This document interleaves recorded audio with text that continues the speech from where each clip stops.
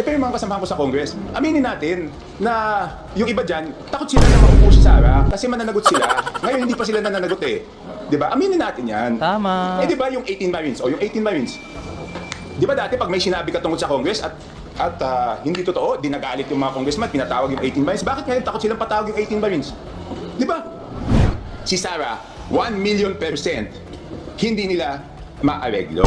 So kung ikaw yung merong may kasalanan, gusto mo bang manalo, yung 1,000,000% hindi mo maareglo, 'di ba? Hindi ko hinuhusgahan yung ibang kandidato. Ang sinasabi ko lang, ito siguradong hindi nila maareglo. Alam ko 'yon at alam nila 'yon.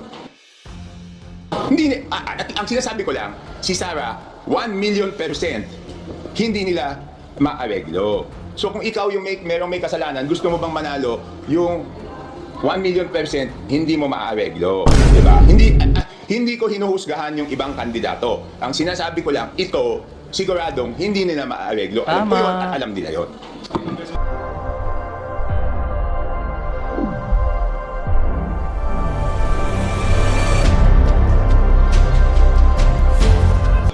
Yes.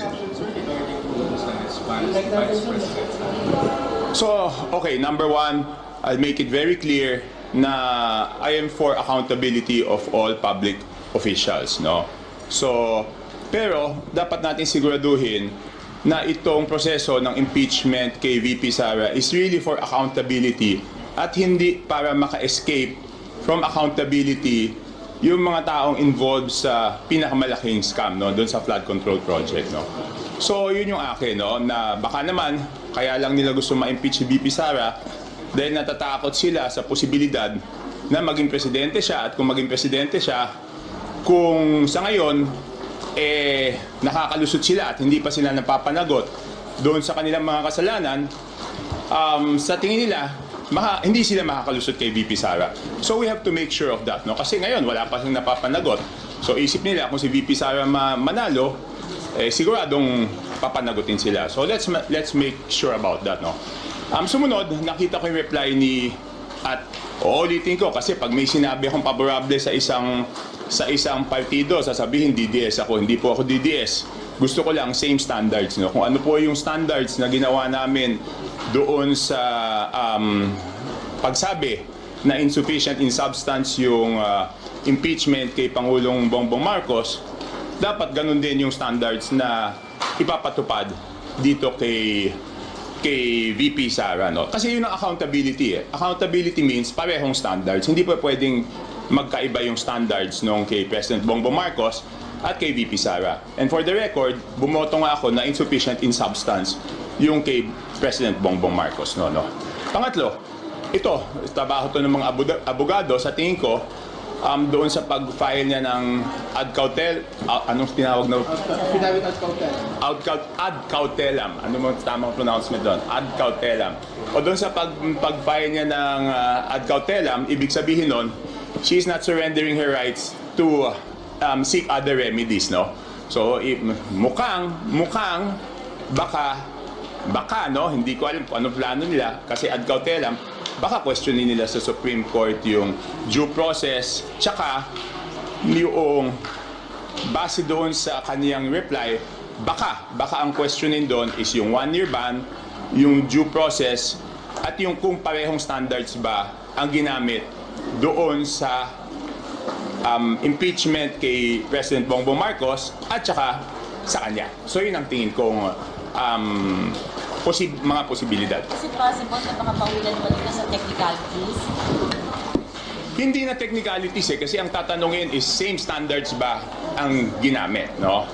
Okay, ito naman tingin ko lang, okay, isa-isahin natin yung mga accusations, no? Yung COA, hindi pa kasi final yung COA. Alam naman natin yung notice of disallowance, appealable yan. At kahit magkaroon ng finality doon sa COA, pwede pang appeal yan hanggang Supreme Court, no? So, yon. O baka sabihin na naman, dinidepensa ko yung sa akin, totoo lang. Sige, sino magtututol sa akin at sabihin na final na yung decision ng COA? Hindi pa yun final, no? Ano pa ba yung isa? Yung trade threat. Kasi Kasi sabi nila siya daw mismo ang nagsabi nun sa video, so matibay na credential. Ha? Sabi ni VP, wala daw kontrata. So, hindi daw considered the threat. Hindi, sa akin hindi yun eh. Sa akin, di ba yung grave threat is a criminal offense, di ba? So, di dapat file nila sa Department of Justice. Di ba? Bakit di nila file? Who can say it's a grave threat? Kunyari ako, may nanakot sa akin. Pwede bang siya ang magsabi na grave threat yun? Di ba ako lang magsasabi if I was gravely threatened or not anyone else, di ba? Di ba sa criminal case ang magfa-file ng grave threats, kung sino yung tinakot. Di dapat kung sino yung tinakot, sila yung nag-file ng grave threats. Tsaka para sa akin sa DOJ yan eh. Because sasabihin lang, ano yan, saan ba tatama yung grave threats? So ibig sabihin, betrayal of public trust. But more than the betrayal of public trust, the grave threats is a criminal offense, di ba? Ba't hindi siya panagutin criminally for that offense? Hindi, walang immunity. Ang may immunity from suit, yun na nga, buti sinabi mo, Bernard. Because yan ang difference nung presidente at vice president. Ang president is immune from suit habang siya ay presidente. Ang vice president is not immune from suit. So, dapat doon nila final doon sa DOJ. Ano pa ba? Yung SALN, ito alam mo yung SALN, napaka-ipokrito naman ng Kongreso. Hindi pa nga rini-release yung SALN ng mga congressman. Nakuha niyo ba SALN? Ako rinelease ko. O di ba, yun nga ang stonewalling eh, ayaw nilang i-release. Di ba kahit sa ombudsman, nagsabi si kung tama yung pagkatanda ko, medyo may sinabi si Ombudsman Boying Remulla doon kasi nga ayaw i-release ng Congress yung SALN ng mga congressman. So ano yun? I mean, that's the height of hypocrisy.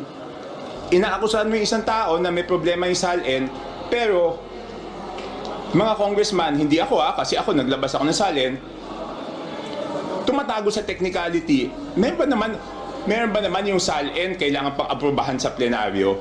Nakasulat nga sa SALN, doon nga pinirmahan mo yung SALN, kaya nga SALN yan. Dapat ilabas yan. So bakit ayaw ilabas yung SALN ng Congress, di ba? So sa akin, doon lang ko sa tama. I will not be swayed by those who are pro-BBM. I will not be swayed by those who are pro-Sara.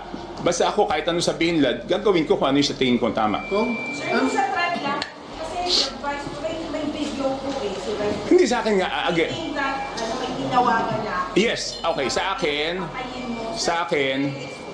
hindi, it's explicit. It's explicit. You don't consider that a threat? No, if it's a threat, then whoever is threatened should be the one to file the case doon sa Department of Justice for grave threats, di ba? Yun ang sinasabi ko. Impeachment, sir, is quasi-judicial. Hindi siya strictly criminal. Oo, pero Criminal ang requirement. kung yung Hindi siya criminal. yes, pero kung yung mismong tinakot, hindi nag-file. Nag-file ba yung mga tinakot? I don't know kung nag-file sila. Ha? Nag-investigate lang NBI. Oh, so ano naging resulta ng though quasi-judicial yung Congress, anong resulta ng investigasyon ng NBI? Dapat siguro ilabas nila, di ba? Kung, ano man sabi niyo dun sa parang threat ni Napuno et al. Na Hindi, okay, but isa pa, yung kay Madriaga. Kay Madriaga, wala namang ebidensya, di ba?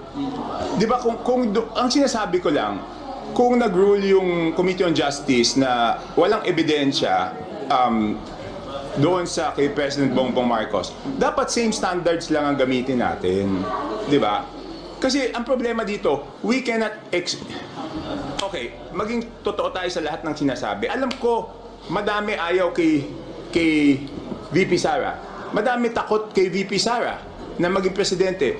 Pero we cannot impose our fear or our will on her kasi may bumoto sa kanya eh. Di ba hindi natin patakbuhin sa eleksyon? Tapos magdesisyon yung tao, di ba? Bakit natin i-impose yan, di ba? Kung do you think po ba itong impeachment cases na to are all motivated kasi nga 32 million ang bumoto kay VP Sara and parang they're scared of that mandate na baka dumagdag pa or ma-retain yung mandate niya as president. No, for me, it's not that eh. I sincerely believe that doon sa mga nag-file, I sincerely believe and respect na may mga nag-file doon out of principio, no? Naniniwala sila it's an impeachable offense. I respect that. Winirespeto ko yung grupo ng Makabayan, winirespeto ko yung grupo nila Kiko D na yun sa kanila prinsipyo, di ba? Naniniwala ako prinsipyo nila yon. Pero yung mga kasamahan ko sa Congress, aminin natin na yung iba dyan, takot sila na maupo si Sara kasi mananagot sila. Ngayon hindi pa sila nananagot eh. Di ba? Aminin natin yan. Di ba yung 18 Marines o yung 18 Marines, di ba dati pag may sinabi ka tungkol sa Congress at hindi totoo, dinagalit yung mga congressman, pinatawag yung 18 Marines. Bakit ngayon takot silang patawag yung 18 Marines? Di ba? Hindi ko sinasabing lahat ng sinasabi ng 18 Marines ay totoo. Hindi ko sinasabing may sinasabi silang hindi totoo. Pero bakit hindi nila pinapatawag? Di ba? Di ba? At alam ko, merong mga totoo doon. Yung iba, medyo hindi ko sure kung totoo, pero alam ko may mga totoo doon. So, ay pag ano na, sa tamang panahon. Sa tamang panahon. Kung mapapatawag 18 Marines po ba, ipatawag, would you be willing to testify to corroborate some of their... No, first of all, gusto kong sabi ko nga yung iba doon, totoo. Merong mga naka-ano doon na hindi pa ako convinced na totoo yun. Di ba? Merong mga statements doon na hindi ako convinced na totoo. So, busy lang ngayon.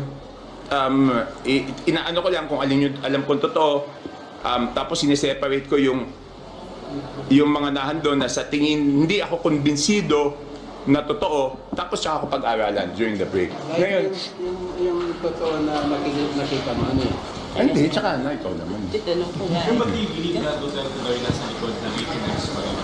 Hindi ko alam kung sino nasa likod eh. Ganun nga eh. Because sa akin, hindi ko tinitignan kung sino yung nasa likod eh. Sa akin, kung ano yung totoo yan kahit sino nasa likod. Kung hindi totoo, hindi yan totoo kahit sino nasa likod. Diba? Para sa akin, ganun lang kasimple. Yun. Ano yung kay Sec Puno? Ayun, sinabi kasi ni Secretary ni Congressman Puno na... Ay, sorry. Sanay kasi ako sa tawagin Sec Puno eh. Kasi... nag-delay daw yung mga projects daw ng mga congressman kasi doon na FLR daw yung mga budget na yung FLR daw sa DBM yung 2026. Hindi, totoo yun. Totoo yun. Naka-FLR. Sa district namin, as of 2 weeks ago, wala pang na-award. At ang sabi, ipabid short of award. Ibig sabihin, talagang walang saro. No? But I've never complained about that because sa akin, kung ano yung prosesong dapat pagdaanan para hindi na maulit yung mga anomalya noong nakaraan at kailangan ipatupad ng pantay-pantay sa buong Pilipinas kahit doon sa mga lugar na walang problema, okay sa akin yan. No? Walang problema. Kasi ang pinaka-importante, wag na maulit yung mga problema nung nakaraan. So kahit yung mga distrito na wala namang problema, na-delay, wala tayong magagawa eh. If it's, kung yan ang kailangan nating pagdaanan. Pero kung kasi yung grupo ni na Congressman Puno, yung NUP, parang they're threatening to bolt out of the majority kasi nga raw, parang hindi raw nagagawa ni Speaker yung kanyang ginagawa to mollify the Congress, especially na sa mga delay sa budget. What's your take on it? I am, ibig sabihin, kakalas sila sa majority Possibly. because of the, okay, isa-isa na, may nasabi siya doon na yung mga dapat inaasikaso sila ay inuna yung sarili, di ba? Nakita ko yun. Totoo naman yun. Di ba? Yung part na yun, totoo naman yun. Next, ano yung isa? Saka, well, yung parang hindi raw, they're not, hindi nila na-feel yung leadership ni Speaker Boji. Ako kaibigan ko si Boji, napakabait niya. Pero, pasensya na Speaker, hindi rin ako masaya dahil lahat ng mga nandun sa previous speaker, yung pa rin na nakapaligid sa kanya. Isa lang ang nadala niya, si SDS Dinan. So how can he make the reforms that he wants to do kung wala naman siyang nadala? Di ba? Sinabi ko na yan before, na dapat bigyan siya ng free hand na reorganize yung house. Sa kahit anong organisasyon, kahit ikaw presidente ng kumpanya, pag ikaw lang dinala doon, wala. Di ba? Gusto ni Red itong tanong na to, sir. Ha? Lahat ng tao ni former speaker yung nakapaligid at hindi lang yun masakit. Kahit yung mga staff ni former speaker na involved doon sa mga kalokohan, hindi ko naman bite re-hire ulit dito sa house. 'Di ba? Parang naglulukohan na lang kami. Hindi ba tali? So ako talaga disappointed talaga ako. Sir, itong tanong na to, gusto ni Red. So naglulukohan na lang. Gusto ni Red na to. Yung FLR na yun, release ba yan bago magbotohan sa plenary sa impeachment? Napakaganda ng tanong mo. Kasi sa mga, hindi ko alam kung sa mga malalalim umisip katulad mo, sa malalalim umisip katulad ni Bernard, yan ang posibleng gawin, no? Talagang posible na pag hindi ka bumoto, yung FLR mo, never nang ma-release. Yun ang pwedeng gawing carrot and stick. So yun ang bantayan natin. Gagamitin ba yung carrot and stick? I don't know. Pero ang galing mo magtanong. Hindi ba niyo nararamdaman parang tali ang kamay ni Speaker right now? Kasi parang... Honestly, nararamdaman ko. Kung sarap po naman, Chris, yung pinakaharap natin ngayon. Oo, wala na tayong bulahan dito, di ba? Kung sarap po naman, Chris, sa pinakaharap I mean, pasensya ka na, Speaker. That's how I feel. I've been supportive. Dahil sinasabi ko nga, dapat mas madami kang ma-reorganize mo. Pero ang tagal na tagal na natin naghintay Ilang buwan pa lang, September. Ilang buwan pa lang. Break na ulit Kung sa tingin niyo ba dapat na magkaroon po ng hearing after, kahit naka-recess ang Justice Committee kasi parang i-request yata yun para dito sa impeachment ni VP Sara. Sa harap po ng... Okay. Doon naman, ako gusto ko tapusin, kung ano man yan, tapusin na natin. Kung kailangan mag-extend ng ilang araw, pagbotohan na natin yan because dapat ang asikasuhin natin yung crisis. Hindi pa pwedeng manatiling matagal yung usapan dyan because may mas malaking problema yung ating mga kababayan, di ba? Alam mo, ang problema dito, ayokong isipin ng ating mga kababayan, yung mga politiko habang naghihirap sila, ay iniintindi yung away politika nila, di ba? Parang it's the VP against the House or whoever, di ba? So tapusin na natin to ng lalong mas mabilis para i-concentrate natin doon sa mas matindi nating problema.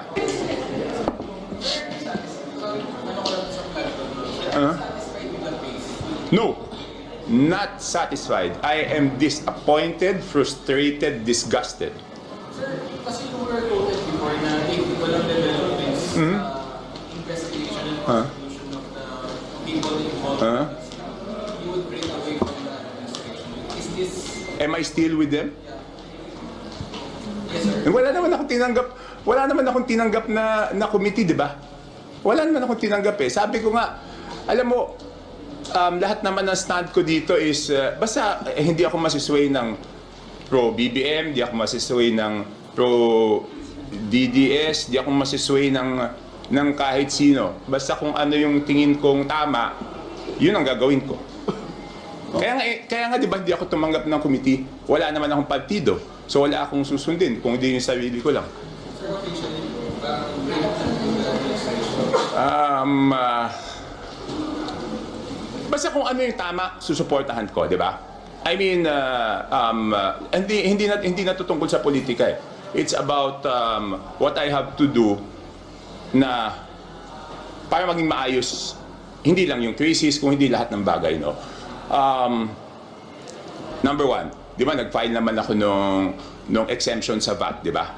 Nung proposal. Kaya lang, ang decision nila is excise tax.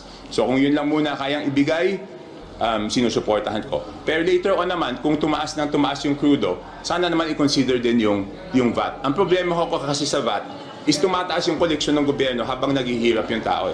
Because hindi tulad ng excise, ang excise tax 6 pesos kahit anong presyo ng nais. Kung 50 pesos, 100, 6 pesos yon. ang VAT, pag 5 peso ang 5 piso, I mean 50 pesos, ang diesel, ang VAT nun is 12%, so which is 6 pesos. Pag ng 100 piso yung diesel, katulad ngayon, nagiging 12 pesos yung VAT. So ibig sabihin yung tao nahihirapan, yung gobyerno, lumalaki yung revenue, di ba? Kaya parang sabi ko, dapat na lang yung excise tax. Kasi excise tax, fix yun eh. Alam naman natin yung consumption eh. Pero yung decision nila. Pero sana, kung lalo pang tumaas yung presyo ng fuel, sana, wag naman sarado yung isip. No? At ngayon, yung pala, isang binabalita ko, nag-aaral na ako ng, hindi ko lang alam kung mahabol ko today. Di ba nung nagka-COVID, meron tayong Bayanihan 1 at Bayanihan 2, di ba? Nag-aaral na ako ng isang bill similar to that to give emergency relief doon sa ating mga kababayan. Hindi ko lang alam kung mahahabol ko today yung bill na yon, no? Hindi, pero yung FLR was before the crisis. Before the crisis, no? If ako naman, kung titingnan ko, kung wala mo nang mali siya, baka nga inaayos yung presyo para hindi na mangyari. Pero tulad nga na nasabi ni nasan yung kaibigan ko si Bernard. Maayos at pagkatapos magtanong, umalis ah. Wala na. Tago na. Ganun talaga yung mga heater, pagkasuntok, tumatakbo eh. Hindi, kaya nga. Pero siyempre, hindi ko maaalis sa isipan ko yung tinanong ni Bernard na posible na baka gamitin yan. Kung gagamitin o hindi, wala akong ebidensya. Tingnan natin after ng botohan doon sa impeachment. Kasi daming mga nag-file. Teka, pahingin ng tubig lang. Sir, sabi niya may ibang ang motivation to file an impeachment kung may Vice President. Dahil natatakot sila mapanagot. Di ba? Okay. Ganito na lang, sir. Parang hindi ba posible ang accountability under other president? Honestly, Kung hindi siya yung magiging presidente, wala na bang accountability just because hindi siya yung presidente? honestly, tingin nila maaareglo nila yung iba eh. Pero si Sarah, sa tingin nila, hindi nila maaareglo yun. Kahit, maging totoo tayo, kayo paano ba kayo mag-isip? Sa tingin nyo ba maaareglo si Sarah o hindi? Okay, kayo tatanungin ko, definitely no. Di ba, sir, parang passing judgment naman yun sa ibang tao na pwedeng ma-elect din ng presidente? Eh, syempre, I'm entitled to my own opinion, di ba? Opinion ko yun eh. Kahit kayo naman, may opinion kayo eh. Di ba kaya nga tinatanong ko, binabalik ko sa tao, si Sarah ba pwedeng areglohin? Tingin ko hindi. Yung iba ba pwedeng areglohin o hindi? O kahit hindi areglohin, pwede bang pakiusapan para mas magandang term? Pwede bang pakiusapan? Hindi kasi ang question, bakit ngayon wala pang nananagot? Di ba? Bakit ngayon wala pang nananagot? Kunyari lang, sir. Kunyari lang. Or, for example, Erwin Tulfo, yung mga medyo na katulad. Do you think pwede silang or Alam mo, I don't want to pass judgment on them. Pero hindi lang naman sila mag-isa ang magdidesisyon dyan eh. Di ba? Oh. Di ba? Hindi naman silang isa lang magdidesisyon dyan. Parang tinatanong mo ngayon, bakit ngayon wala pang nangyayari? Naareglo ba yung gobyerno o hindi? Di ba? O lumalambot ba o hindi? Di ba? Pero si Sarah Hindi. hindi. Ang sinasabi ko lang, si Sarah, 1,000,000% hindi nila maareglo. So kung ikaw yung merong may kasalanan, gusto mo bang manalo yung 1,000,000% hindi mo maareglo, 'di ba? Hindi ko hinuhusgahan yung ibang kandidato. Ang sinasabi ko lang, ito siguradong hindi nila maareglo. Alam ko 'yon at alam nila 'yon. What do you think po ba dun sa sinabi ng Presidente na, or yung sinabi ng ICI na mag-wind down sila by March 30? Kaso wala pang, basically parang hilaw pa yata yung ginawa ng ICI over the past few months. Hindi kasi kawawa naman yung ICI, 'di ba? Ibig sabihin, Isa na lang natira si Justice Andres Reyes, number 1. Number 2, di ba, nag-file pa nga ako ng bill, di ba? Independent Commission Against Infrastructure Corruption. Wala naman nangyari. Kung saan na yun po? Wala na. Wala na, magbe-break na ulit, di ba? Okay.